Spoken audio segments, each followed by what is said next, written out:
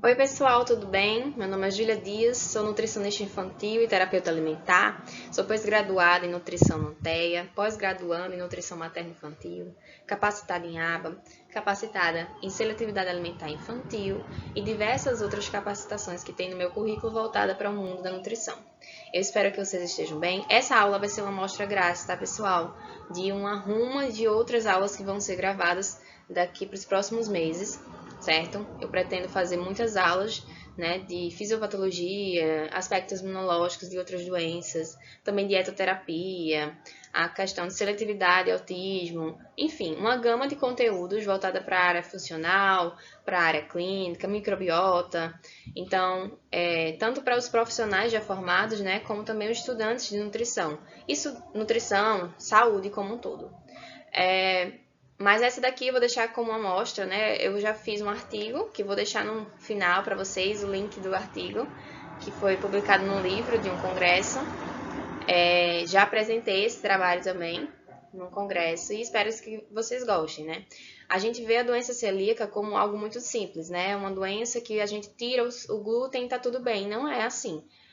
Não só como a doença celíaca, mas como demais outras doenças, a gente tem que entender a imunologia por trás, se estiver envolvida, a gente tem que entender a fisiopatologia dessas doenças, para a gente saber o tratamento do início ao fim, o que ela acarreta, o que ela causa, né? Onde ela impacta ali no organismo, né? Pode provocar o quê? Uma deficiência de algum nutriente? O que é que a gente pode colocar ali na alimentação para amenizar determinado dano? Então, é importantíssimo a gente entender a fisiopatologia porque a gente sabe o tratamento. Às vezes a gente nem sabe decorado um tratamento, mas sabendo a fisiopatologia, a gente já tem uma noção do que fazer.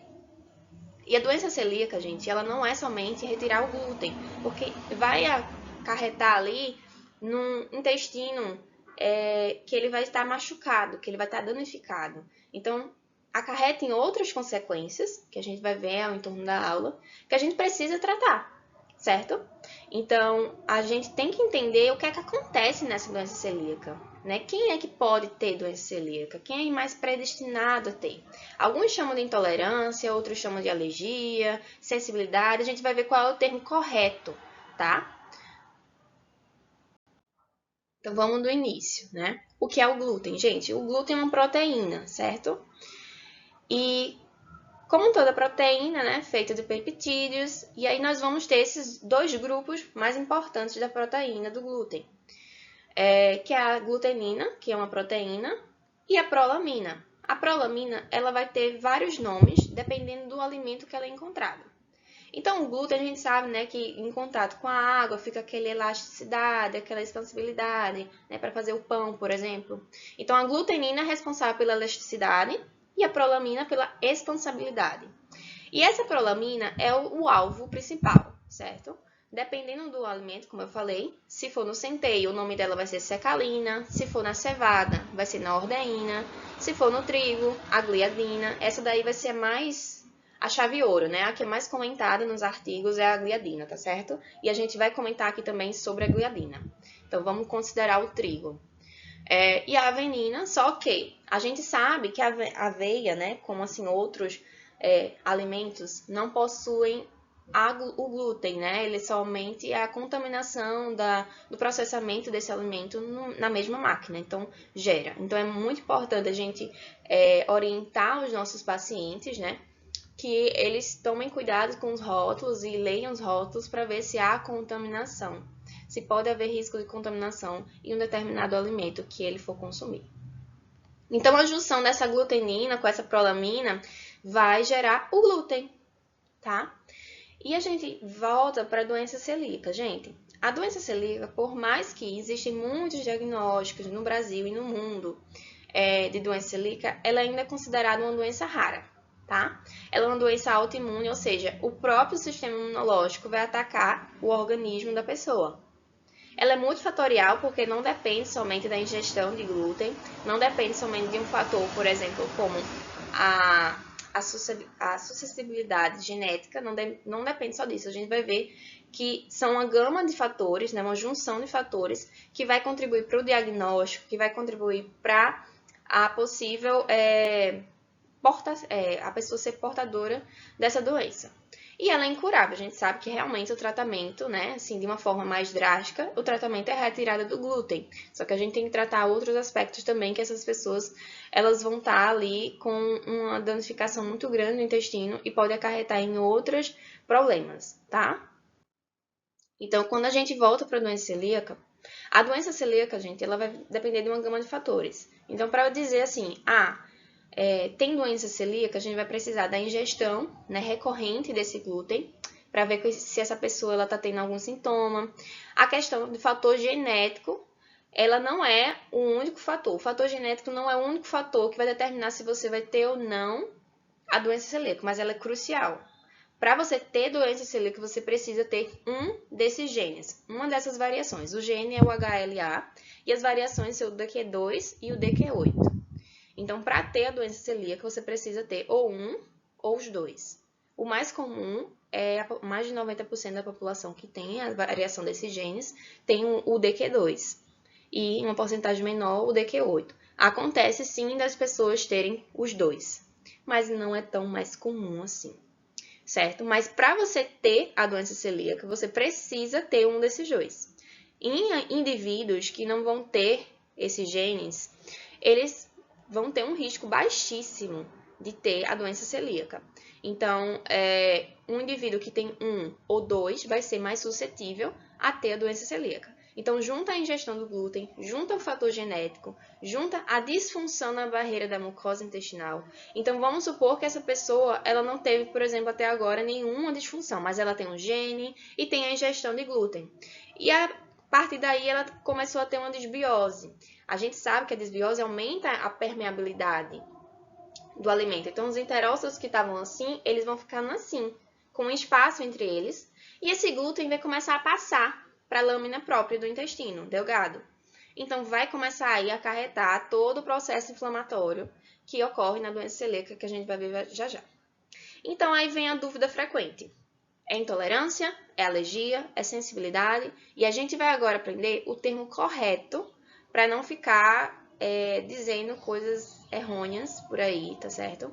E essa imagem que está aí mostrando é uma imagem que fala sobre, mostra, né, como é a microvilosidade de uma pessoa saudável e uma pessoa com doença celíaca. Você pode ver que as microvilosidades aí, elas estão atrofiadas, elas estão todas danificadas. Então, a absorção de uma pessoa que tem doença celíaca não vai ser a mesma de uma pessoa que é saudável, teoricamente, né? E aí nós vamos para a diferença. Quando a gente fala em alergia, gente, a gente está falando de o quê? A comida vai estimular o sistema imunológico, certo? A produzir IgE, o tipo de imunoglobulina. E a gente vai ver que a doença celíaca não produz IgE. A gente vai ver que é outro tipo de imunoglobulina que é produzida e não tem conexão com IgE. Então, a gente já descarta a alergia por isso, porque não tem produção de IgE. A intolerância a gente descarta por quê? Dois fatores. Quando a gente fala intolerância, é deficiência ou ausência da enzima. A gente vai ver que o quê? O glúten, gente, ele é uma proteína que ela é sim digerida, mas ela tem uma resistência muito grande em ser digerida. Então, ela pode ser ou não digerida ou digerida parcialmente, porque vai ter uma sequência de peptídeos que é bastante resistente à proteólise, né, pelas proteases do intestino. Então, nem sempre o glúten ele vai ser digerido de forma completa. Mas não é por falta de enzima, certo? É só pela resistência da própria proteína. Então, quando a gente fala em intolerância, a gente sabe que na alergia tem a participação do sistema imunológico, mas na intolerância não tem participação do sistema imunológico. Então, a gente já descarta o termo intolerância ao glúten, porque a doença celíaca é um processo inflamatório. Então, é uma doença autoimune, ou seja, o sistema imunológico vai atacar o organismo. Então, a gente já descarta o termo alergia e já descarta o termo intolerância. O termo certo é qual? Sensibilidade. Onde a comida ela vai estimular o sistema imunológico a produzir imunoglobulinas do tipo IgG, certo? Que é um dos tipos, IgA, certo?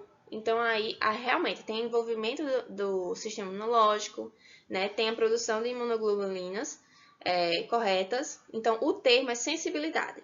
Existe a sensibilidade ao glúten celíaco, que é uma pessoa celíaca, e a sensibilidade ao glúten de uma pessoa não celíaca. Ou seja, aquela pessoa ela tem uma certa sensibilidade ao glúten, mas ela não tem a doença celíaca, tá certo? E aí os fatores genéticos, como a gente já viu, eles são cruciais. Então, em casos, como é que a gente faz esse teste? Pode ser tanto suave ou pode ser no sangue, tá? Teste sorológico. Quando dá negativo, o risco dessa pessoa ter doença celíaca é muito baixo. E se der positivo para um dos dois ou os dois, o risco é muito alto de ter, certo? Esse exame ele dá um suporte para quando a biópsia ou quando a serologia ela é equivocada. Então, é interessante porque existem doenças celíacas em celíacos que eles não têm sintomas. Então, fazer uma biópsia, fazer a sorologia, fazer o teste genético é importante para o diagnóstico, tá certo? Não é somente você comer o glúten e ter uma reação e dizer que é celíaco, tá certo? E aí a gente tem uma comparação nesse estudo aí de um tecido saudável e um tecido danificado. Essa bagunça toda que está acontecendo aí no lado B é justamente essa bagunça que ocorre na doença celíaca. Então veja que está tendo aí uma confusão, uma reação do sistema imunológico contra o próprio organismo. E já no saudável está tudo assim em homeostase, está tudo tranquilo na lâmina própria.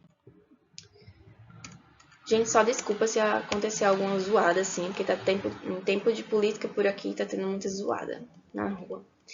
E aí nós temos as formas da clínica da doença celíaca, né? Como toda doença, ela vai expressar alguns sintomas, mas nem sempre. Às vezes existe a forma sintomática, uma forma silenciosa, em que alterações do intestino, né? Lá no intestino, e até alterações sorológicas vão acontecer. Se você fizer o teste, vai ter lá a produção dos anticorpos, mas não tem manifestação clínica. Ou seja, a pessoa não tem os sinais e sintomas, né? A forma clássica, ela vai vir acompanhada de diarreia crônica, vômitos, anemia. A forma não clássica, que é a atípica, baixa estatura, anemia por deficiência de ferro, anemia por deficiência de folato, vitamina B12, osteoporose. E tem as crises celíacas, né, que é uma evolução grave da doença, que tem a diarreia com desidratação, distensão abdominal por hipotassemia, né, a desnutrição grave. Então, é importante a gente saber, lembrando, gente, todo esse processo da doença celíaca ocorre no intestino delgado, tá?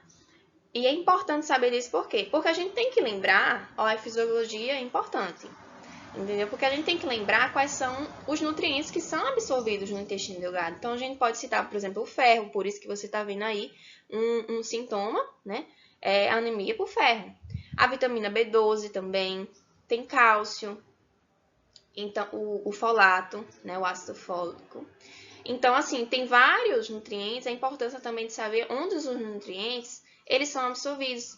Porque se tem um problema, se tem uma danificação nessa microvilosidade intestinal, que é responsável pela absorção dos nutrientes, se essa microvilosidade está danificada, como é que esses nutrientes vão ser absorvidos? Então, quais são os nutrientes? A gente tem que sempre fazer essa associação. Quais são? Está tendo um problema em tal lugar do corpo? Quais são os nutrientes que são absorvidos naquele local? Quais são os nutrientes que que necessitam naquele local? Para a gente fazer uma suplementação, para a gente fazer um reajuste na alimentação, para tratar as consequências, né, clínicas dessa doença e prevenir outras consequências, tá certo? Então, o sistema imunológico vai ali causar essa lesão intestinal, certo? No indivíduo, que são geneticamente suscetíveis. Então, a gente viu. O ser positivo não necessariamente vai dizer que você tem doença celíaca, mas a predisposição é muito maior. Então, aí a gente vai acontecer justamente o impacto. Eu vou dizer para vocês aí o que realmente acontece nessa doença celíaca. Então, gente, a doença celíaca, vocês estão vendo essas bolinhas roxas aí, lilás, que vai ser o glúten. o glúten chega lá no enterócito e vai se ligar a receptores, certo? Já já eu falo o nome desse receptor. Há receptores que estão lá no enterócito. Quando eles se ligam, eles vão produzir essa bolinha azul aí, que se chama zonulina, uma proteína chamada zonulina.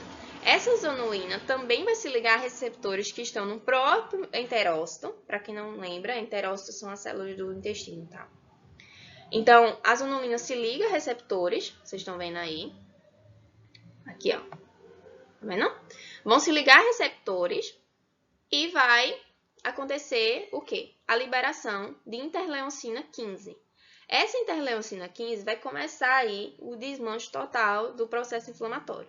Ela vai estimular, né, linfócitos intracelulares e esses linfócitos vão começar a atacar esses enterócitos, certo?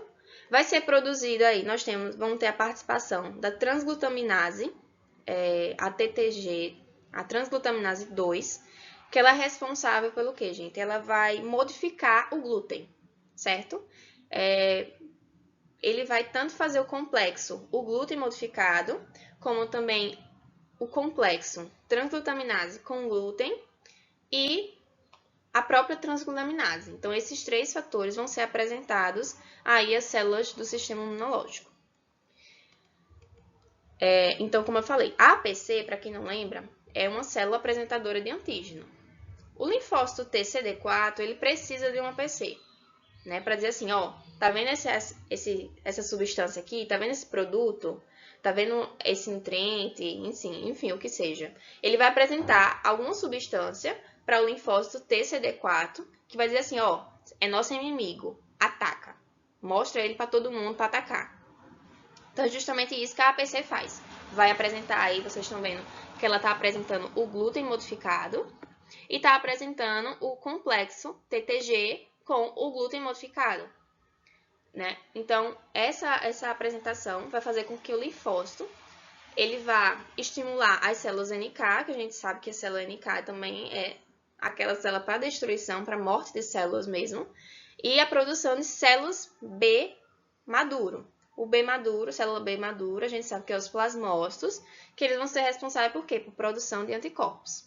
Então, nesse processo todo, está sendo ali liberado citocinas, quimiocinas, tudo isso inflamando cada vez mais esse intestino, produzindo uma resposta exacerbada desse sistema imunológico. Essas células NK, os linfócitos estão todos atacando os enterócitos, tá? E aí, o que acontece? Ui, passei demais. Passei demais.